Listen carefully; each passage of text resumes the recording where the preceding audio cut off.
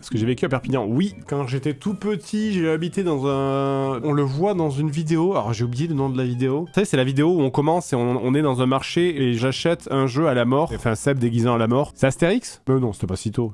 Airwolf, t'as raison, c'est peut-être Airwolf. Bref, les images qu'on voit en arrière-plan quand je suis dans le marché, ce sont des images du village dans lequel j'ai grandi quand j'étais vraiment tout petit. Qui s'appelle Amélie-les-Bains, le fameux carrefour économique et culturel, exactement. Putain, c'est trop marrant d'ailleurs parce que la ville d'Amélie-les-Bains, c'est aussi la ville qui, à Seb et moi, nous a permis de nous lancer dans la vidéo, entre guillemets, parce que c'est à l'époque, quand on avait fondé notre association d'audiovisuel, en fait, avec Seb, on cherchait des clients et c'est la première ville qui nous avait fait confiance et nous avait confié ce contrat. Et c'est marrant parce qu'en fait, le maire, c'était un maire socialiste et on avait plus ou moins fait, c'est pas des vidéos de campagne, mais quand même, on faisait des vidéos, enfin, on était là sur les événements de la ville, machin, on filmait des trucs, on faisait les vœux du maire, etc. Et on avait plus ou moins contribué à, entre guillemets, sa victoire électorale contre, alors c'est rigolo parce que c'est devenu quelqu'un connu, contre un candidat, alors il s'appelait, et je crois que c'est le compagnon de Marine Le Pen, c'est ça, qui s'appelle Louis Alliot, qui est le maire de Perpignan maintenant, mais qui, à l'époque, avait postulé en face du maire socialiste pour qui on travaillait. Enfin, c'est trop marrant, quoi.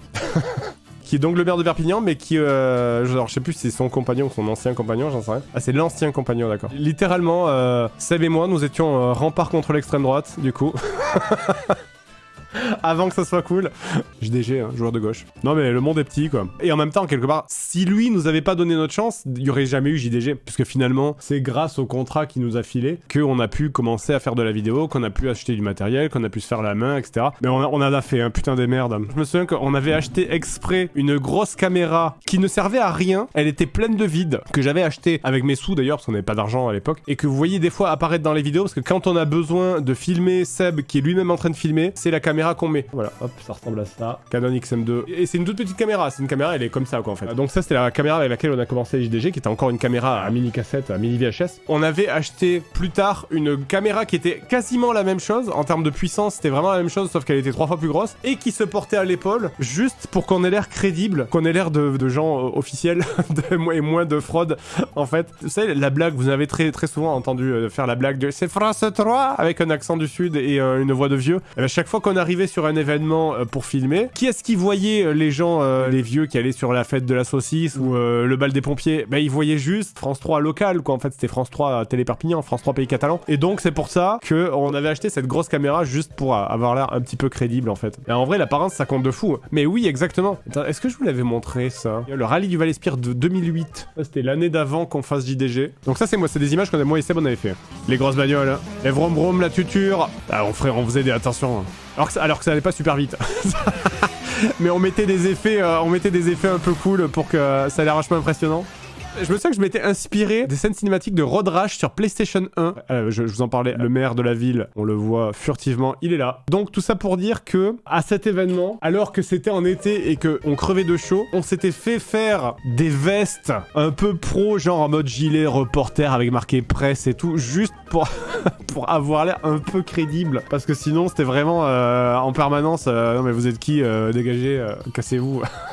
Cassez-vous avec votre caméra de merde là. Faisiez la propagande du maire de commune rurale. Bah oui, mais en attendant, c'est ça qui nous a permis d'être là. Hein. T'as couvert d'autres événements. Ouais, bah on avait fait des festivals folkloriques. Bah c'est la fameuse vidéo que j'avais montrée avec... ce qu'on appelle la fête du Grégoire, enfin la fête de Saint-Grégoire, où c'est des enfants déguisés en mec du Ku Klux Klan qui savent mettre le feu. C'est une bonne ambiance ça aussi. Ah oui, c'était ça, attends, festival folklorique Amélie-les-Bains. Ah voilà, alors ça c'est la musique de chez moi, hein. Ça, c'est la musique de chez moi, la musique du pays catalan. Ça, voilà, je suis en train de faire la promotion de mon pays de naissance. Ça s'appelle, c'est une petite danse locale qui s'appelle la sardane. Voilà.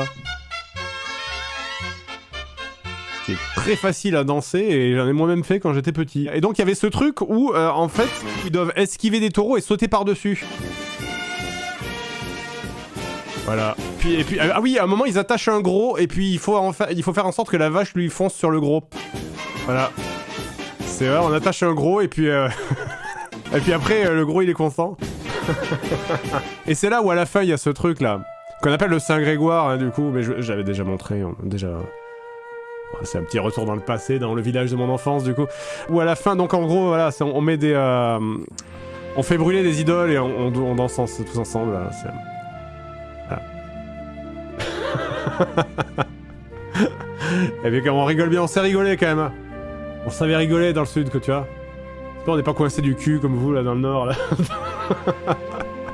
Et voilà, et ça donc, ça c'est le truc que j'ai expliqué, alors je le répète pour les gens qui découvrent ma vie, hein. Ça c'est la suite, parce que bon, il y a le truc où on met le feu à une idole et qu'on la brûle, mais après t'as ce truc où en fait là c'est le jeu pour les enfants, c'est on déguise les enfants, ils s'attachent tous des journaux au cul, et puis chaque enfant essaye de mettre le feu à l'enfant devant lui, et puis quand il y a un enfant qui commence à brûler, on l'éteint en tapant dessus avec un balai. Voilà, tu vois, hop.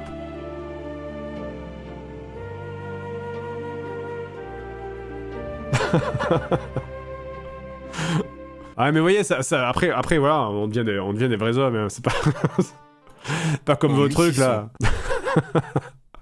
C'est pas dangereux, oui, ça allait complètement.